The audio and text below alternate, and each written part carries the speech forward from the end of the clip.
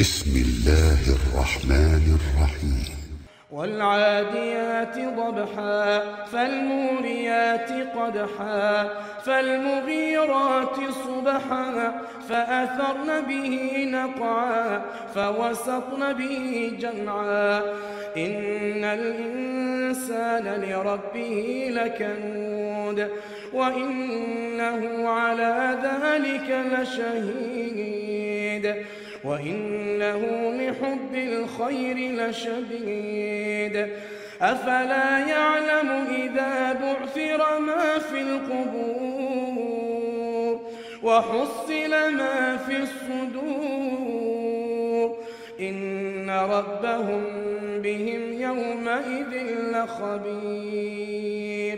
السلام عليكم ورحمة الله وبركاته.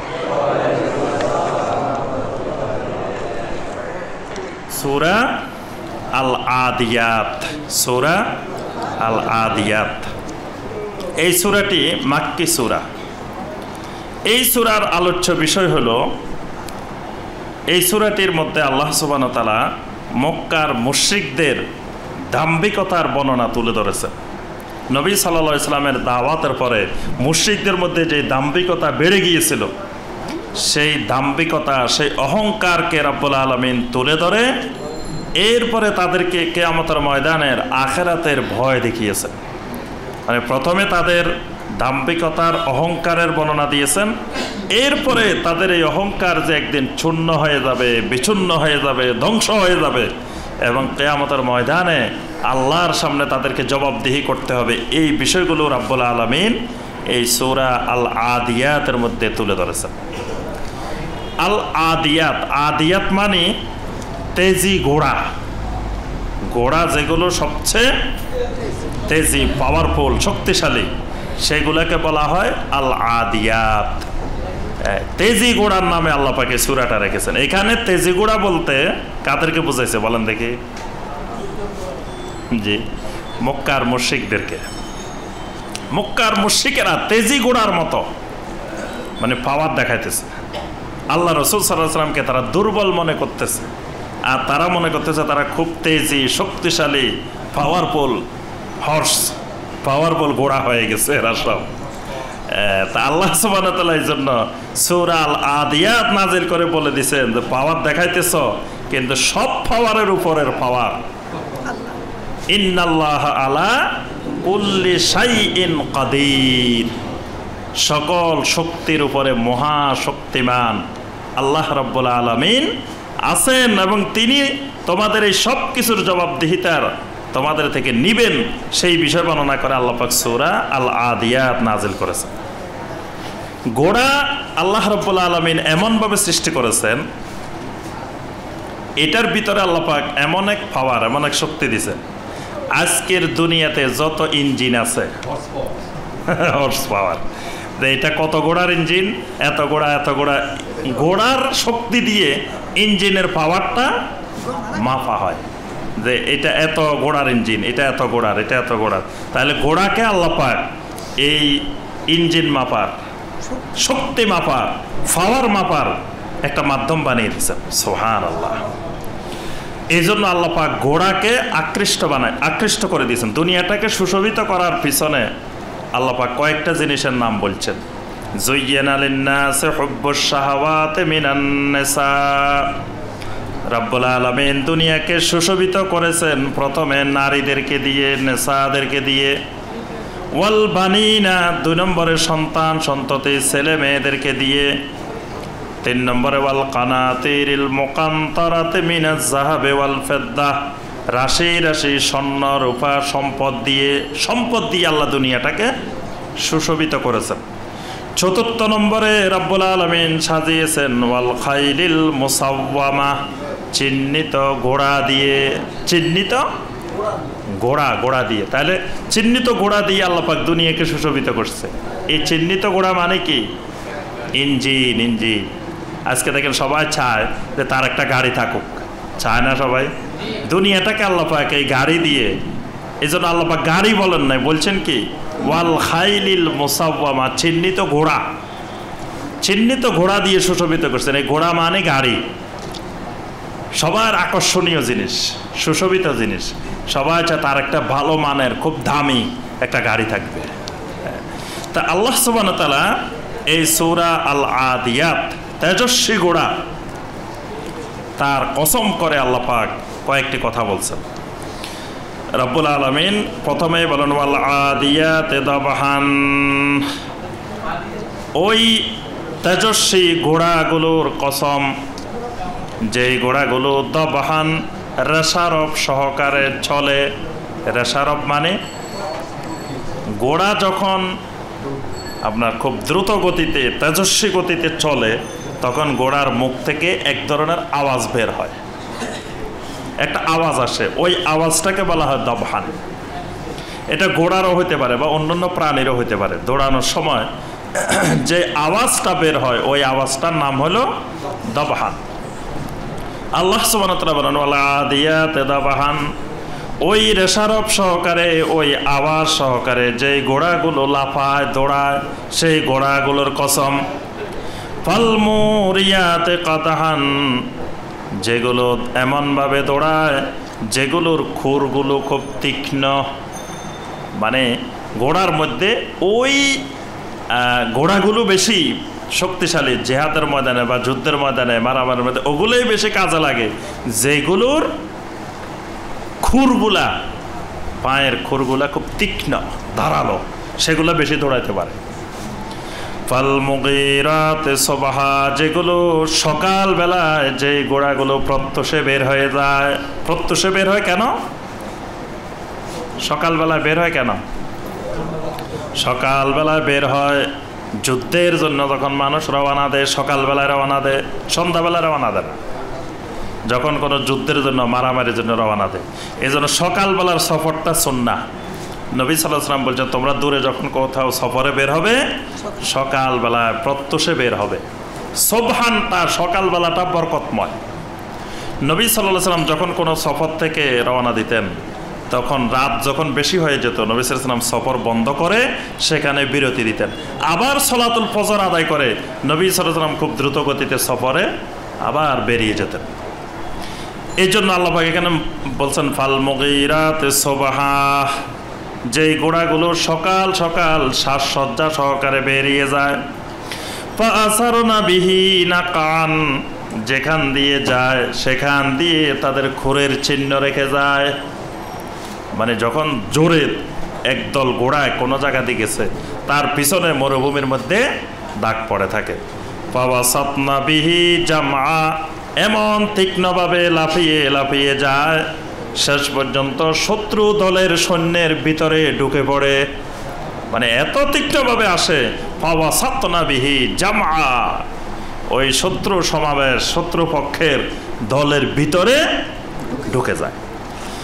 ইন্নাল ইনসানা লিরাব্বিহি লাকানুত, রব্বুল আলামিন এই তেজি ঘোড়ার, যুদ্ধবাজ ঘোড়ার বৈশিষ্ট্যগুলো বর্ণনা করে রব্বুল আলামিন যেই জিনিসটি বলতেছেন সেই কথাটি হলো ইন্নাল ইনসানা লিরাব্বিহি লাকানুত, মানুষ হলো এমন এক জাতি যারা তাদের রবের প্রতি অকৃতজ্ঞ। আল্লাহ পাক এই গুরুত্বপূর্ণ কথাটা বলার জন্য এর আগে এই কসমগুলো করছেন। তেজি ঘোড়ার বৈশিষ্ট্যগুলো, কসমগুলো করে আল্লাহ বলতেছেন ইন্নাল ইনসানা লিরাব্বিহি লাকানুত, মানুষ হলো এমন এক জাতি, ইনসান হলো তারা তাদের রবের প্রতি লাকানুত, অকৃতজ্ঞ, অকৃতজ্ঞ জাতি মানুষ। বাস্তবেই দেখছেন মানুষের যত উপকার করেন, কোনোদিন মানুষ উপকারের উপকারিতা স্বীকার করে না, বরং উপকার করলে আরো উল্টা ক্ষতি করার চেষ্টা করে। এটা মানবীয় অভ্যাস। এজন্য আপনি উপকার করার সময় নিয়ত রাখতে হবে, তার থেকে কোনো উপকার পাইবেন এই নিয়তে করা যাবে না। নিয়তটা থাকবে কি? আল্লাহর সন্তুষ্টির জন্য, যে আমি একজন ভাইয়ের উপকার করব এই উদ্দেশ্যে, যে আল্লাহর সন্তুষ্টির জন্য। কারণ ওয়াল্লাহু ফি আউনিল আবদে মা কানাল আবদু ফি আউনি আখিহি, আল্লাহ রাসূল সাল্লাল্লাহু আলাইহি ওয়াসাল্লাম বলেন আল্লাহর একজন বান্দা যতক্ষণ তার ভাইকে সাহায্য করে, সহযোগিতা করে, আল্লাহ রাব্বুল আলামিনও ততক্ষণ তাকে সাহায্য সহযোগিতা করেন। সুতরাং আমি যদি আমার একজন ভাইকে, মুসলিম ভাইকে সাহায্য করি, সহযোগিতা করি, উপকার করি, আল্লাহ আমার সাহায্য করবেন, আল্লাহ আমার সহযোগিতা করবেন, দুনিয়াতেও করবেন, আখিরাতেও করবেন। এই উদ্দেশ্যে করতে হবে। কিন্তু যদি এই উদ্দেশ্যে করেন যে আমি ভাইয়ের আজকে উপকার করতেছি, আরেকদিন ভাই করবে, দেখবেন যে আরেকদিন আপনার উপকারে পাইবেন না, তখন মন খারাপ হয়ে যাবে যে আরে লোকটার এত উপকার করলাম, আজকে আমার বিপদের সময় তারা পাই না।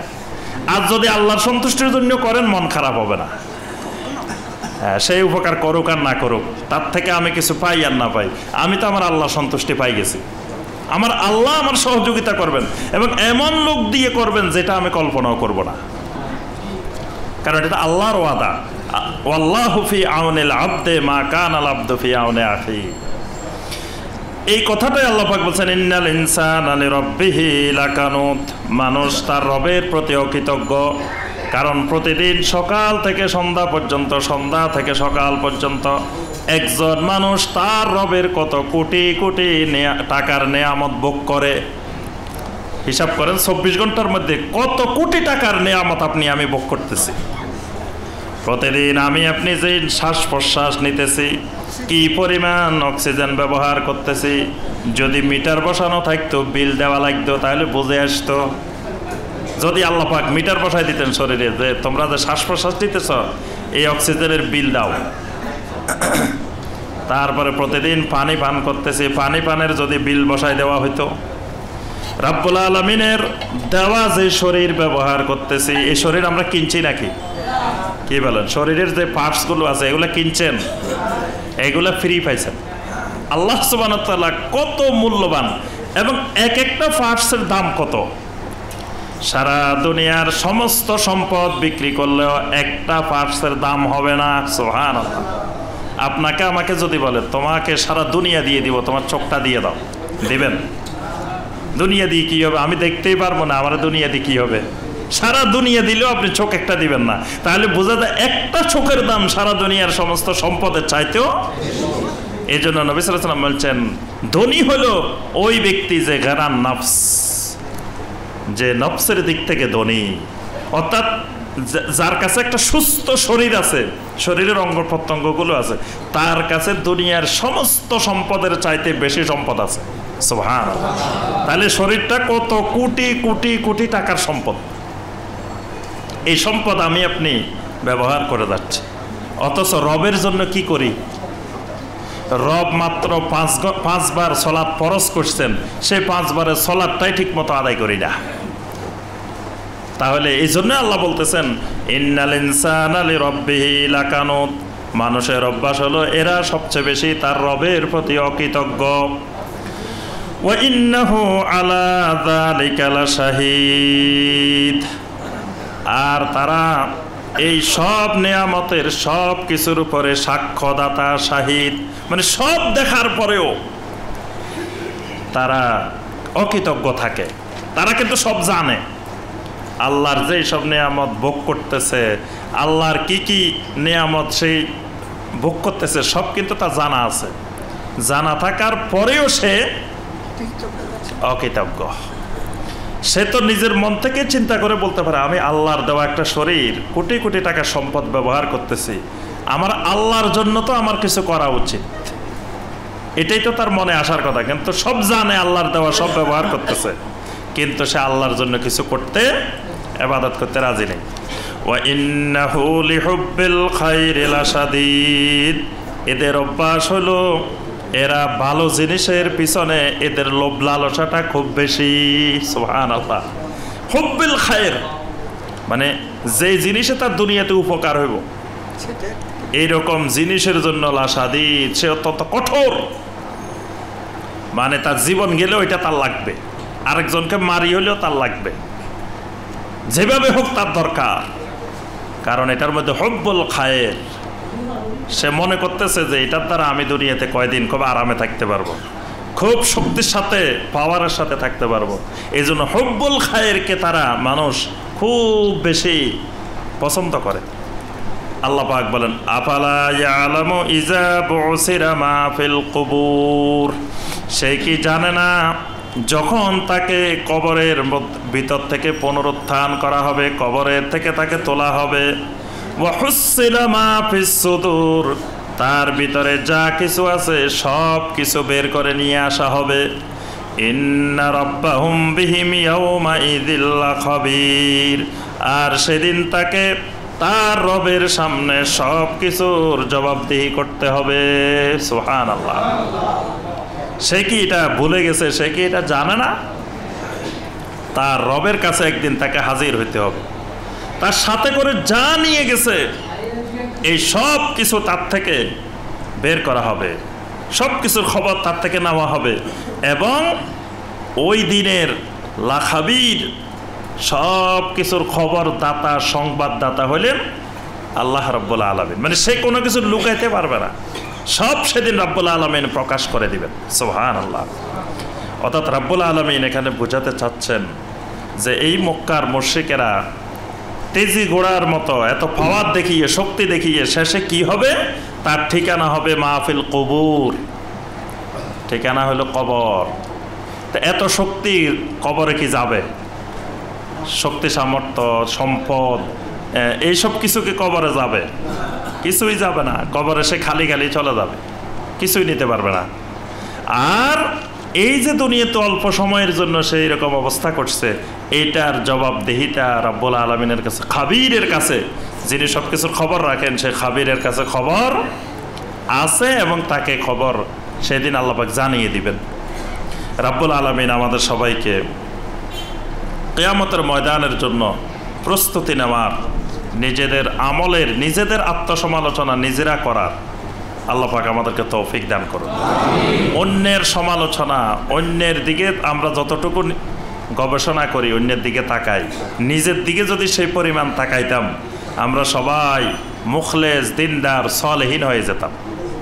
আরেকজনের দোষ ত্রুটি যেভাবে দেখি, নিজের দোষ ত্রুটিটা যদি সেইভাবে দেখতাম, তাহলে আমরা সবাই কিন্তু মুত্তাকিন হয়ে যেতাম, সালেহীন হয়ে যেতাম। আল্লাহ পাক আমাদেরকে নিজের আত্মসমালোচনা নিজে করার তৌফিক দান করুন।